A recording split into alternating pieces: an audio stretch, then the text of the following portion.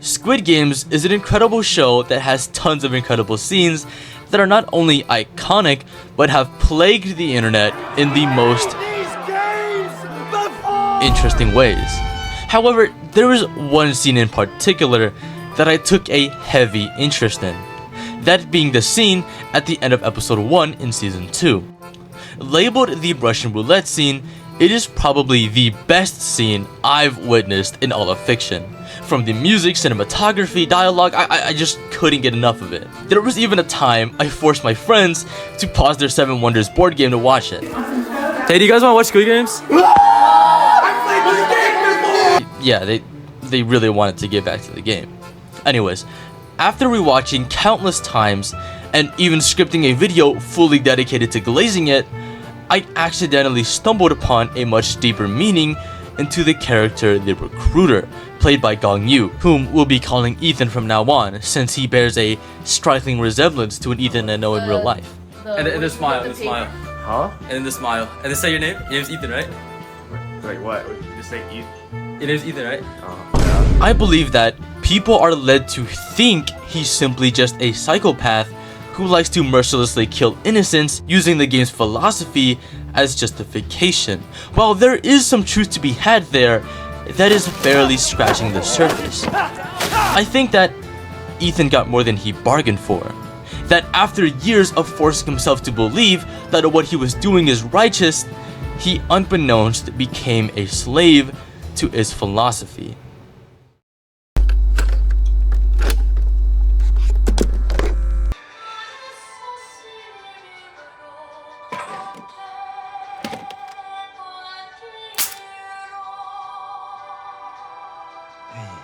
This has to be one of Gong Yoo's greatest performances in his entire acting career. I haven't even watched his other films, but it's so good I don't even think I have to. Alright, to be fair, his acting is phenomenal across the board in each of his movies he stars in. But before we get too ahead of ourselves, let's get back into his performance in the Squid Games, specifically when Gi-hun enters his base of operations. Noticing the bright neon lights that are usually off lets him know that he's expecting company, more specifically Ethan's company, since he'd spent the entire day searching all over town for him. So with his anticipation at an all-time high, he enters semi-cautiously. And to nobody's surprise, there he stands, sipping on a box of banana juice very nonchalantly. So much so that the gun in his hand isn't even emphasized, almost as if it were an extension of his body. Gi-hun notices, but acts like he doesn't care, and proceeds with the conversation, maintaining his composure. Ethan taunts Gi-hun by mentioning how hard he's been trying to find him, to which Gi-hun replies sarcastically, almost mocking, about how he actually wanted to thank him. Perplexed, Ethan asks why.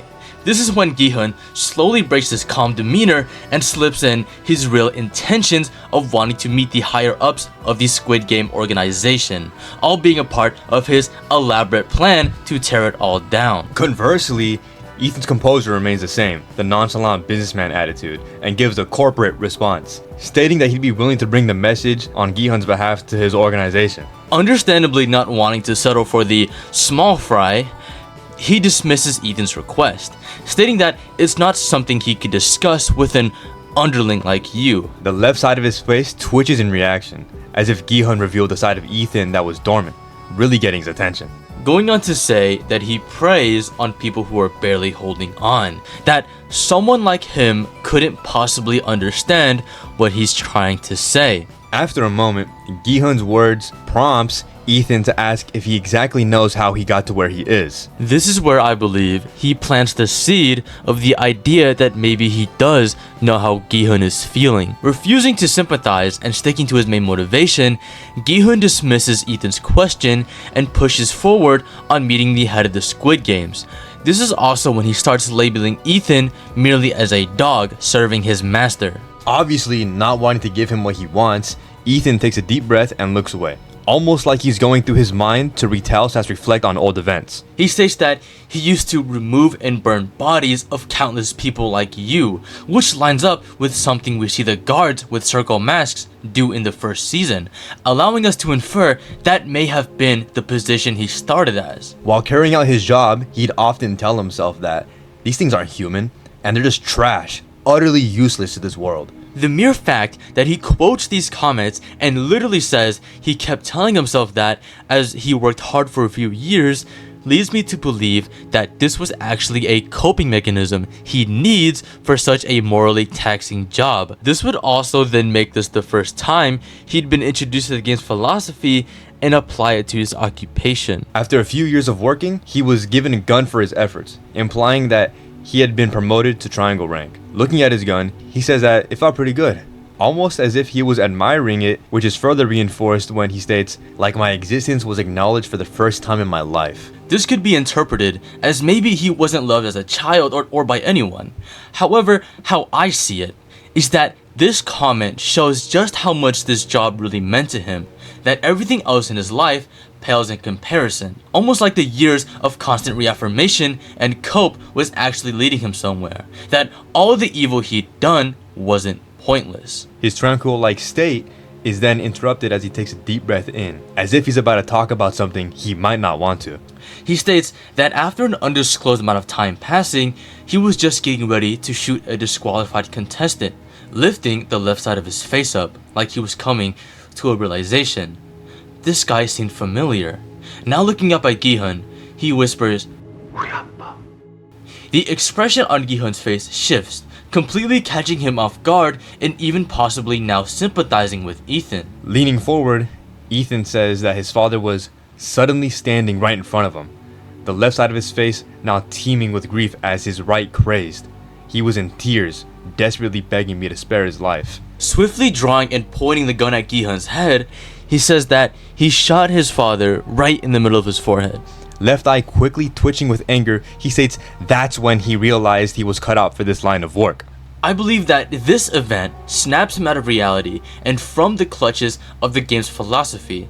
His father didn't suddenly appear right in front of him. I think Ethan was the one that suddenly appeared in front of his father. That after all these years of constantly drilling the game's philosophy inside of his head, he'd actually started to believe, putting on a metaphorical mask to shield his humanity. Up until his dad suddenly appears in front of him. In the blink of an eye, he stopped thinking about how these people were trash and meant nothing. No, this was his father. But it was too late. He had been doing this for far too long that there was nothing else he could have done. Pulling the trigger was second nature, and in that moment, to salvage any humanity left inside of him, he takes a glass half full approach and says, 이 일이 내 적성에 잘 맞는구나. Gi-hun then retorts that whether or not he shoots people in or outside of the games, it doesn't change the fact that Ethan has always been their dog. That no matter how much progress Ethan made climbing the ranks, he's still working under his masters. Frustrated, Ethan cocks back the revolver and asks if Gi-hun thinks he's really special just because he won the game. I think that this is where Ethan's mask is put back on in defense, that after all the provocation, he gets pulled back to the game's philosophy, which then dictates Gi-hun's simply just a lucky piece of trash that somehow made it out the dumpster. This not only would help him silence the possibility that Gi-hun could be right, but also reaffirm his beliefs that what he's doing is morally righteous, that everything he'd been through wasn't for nothing, that killing his father wasn't for nothing. Resting his forehead on the barrel, Gi-hun responds saying that a person like Ethan couldn't possibly understand what it's like being in the games and what it took to win the games. Ethan immediately pulls the trigger, only for it to be empty, simply inviting him to play a game afterward. The reason why Ethan does this is because he does know what it's like being in the games. He witnessed countless people dying and had to burn their bodies, constantly having to tell himself over and over again that these people weren't even human, that they were just trash the world was better without. He'd been doing this for so long that killing people himself came to him like second nature. It'd gone to the point that it didn't even matter who was on the other side of the gun, leading him to unfortunately killing his father. But by that time, he'd already been too far gone. What choice did he have but to continue serving the game's philosophy? So after literally telling Gi-hun what he'd been through, all for him to completely undermine it and have the gall to say that Ethan couldn't possibly understand, it only makes sense that the humanity inside of him would want to pull the trigger. But of course, not letting all those years go to waste, he regains his composure and puts the mask back on, inviting Gi-hun to play a game. Feliz jueves.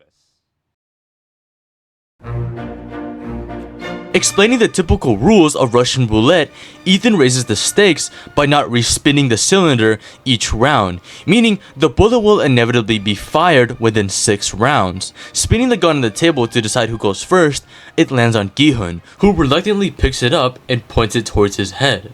After a deep breath, he pulls the trigger only for it to be blank. The odds of the bullet being fired is now 2 in 6. Conversely, Ethan quickly grabs the gun and aggressively presses the barrel onto his head. Clenching his teeth, he pulls the trigger, letting out a sigh of relief, almost as if he's laughing in the face of death. The odds of the bullet being fired is now 3 in 6. I believe that this exaggerated maneuver was done to intimidate Gi-hun. The odds were already so low. The reality and mere possibility of dying hasn't hit him yet, and is simply messing around. As Gi-hun goes to pick up the gun, Ethan questions how he exactly made it out the games alive, mentioning how bad he was at dakji, restating to himself that he's beneath him, taunting him to provoke some sort of reaction out of Gi-hun as if he's playing with his food. Presumably striking a nerve, Gi-hun quickly pulls the trigger. The odds of the bullet being fired is now 4 in 6. This perplexes Ethan for a moment, as if the foundation of his portrayal towards him starts to shake. Out of all the things he could have done, Ethan sees that Gi-hun actually chose to honor the rules and continued to put his life on the line fearlessly. Picking up the gun off the table, Ethan goes up in Gi-hun's face and points the gun directly at him, only to then raise it into his own mouth. Taking a moment to adjust and stare directly into Gi-hun's eyes, he pulls the trigger and flinches, setting the odds of the bullet being fired to 5 in 6. Ethan's reaction becomes less dramatic as the odds become greater.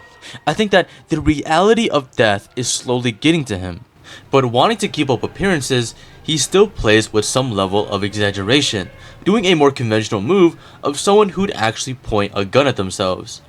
However, this time, his reaction is more human, letting out a more realistic sigh and even laughing, pretty much prematurely celebrating as if he's glad it didn't go off. That he actually values his life, showing off more of his humanity the closer he is to death. As Gi-hun reaches for the gun, Ethan comments on how he might be feeling, that he could just screw the rules and simply air out the remaining shots, revealing that the key to meeting the person Gi-hun was after is just in his pocket. Ethan now outright baits him to break the rules, which would solidify Gi-hun's position as trash, showing his desperation to its fullest. He even sells the idea very enticingly. Visually speaking, Gi-hun almost looks convinced as he slowly lowers the gun away from his head, up until Ethan leans closer and states that by doing so, he'd have him admit that he's just a piece of trash just like everyone else. Provoked by Ethan's words, Gi-hun presses the barrel of the gun to the side of his head and looks him dead in the eye when he pulls the trigger, setting the odds to 6 in 6. To Ethan's utter dismay, he is immediately silenced and slowly backs away. This was it. He was going to die. The reality of the situation finally hits, and it hits hard.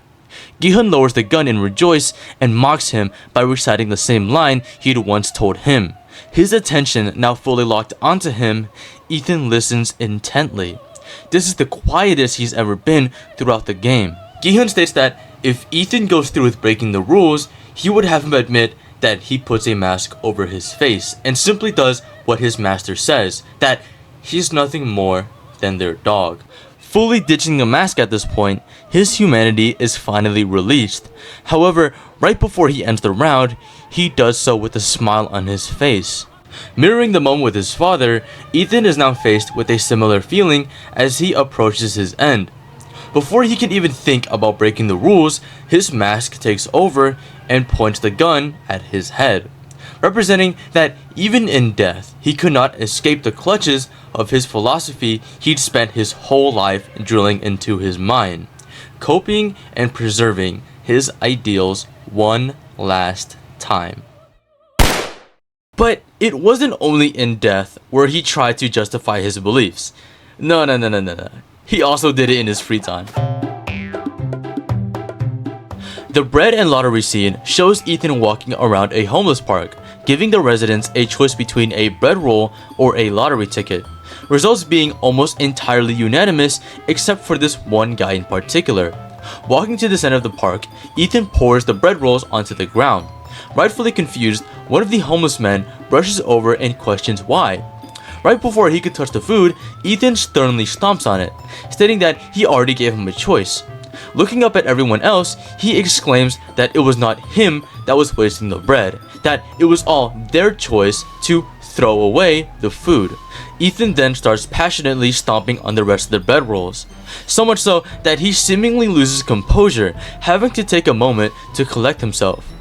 The reason why I believe Ethan goes out of his way to do this bizarre side quest is that he needs the constant reaffirmation, similar to how he needed it while working at the games, repeatedly telling himself that these people are indeed trash, garbage that the world would be better off without.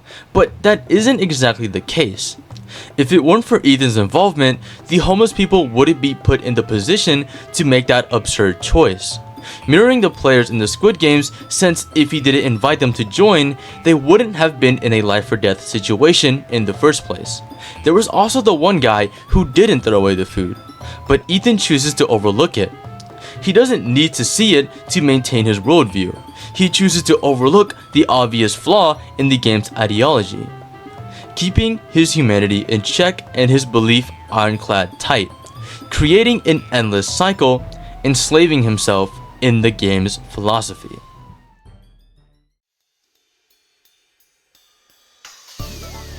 I really thank you all for watching until the end. This video was extremely experimental, so it really means a lot.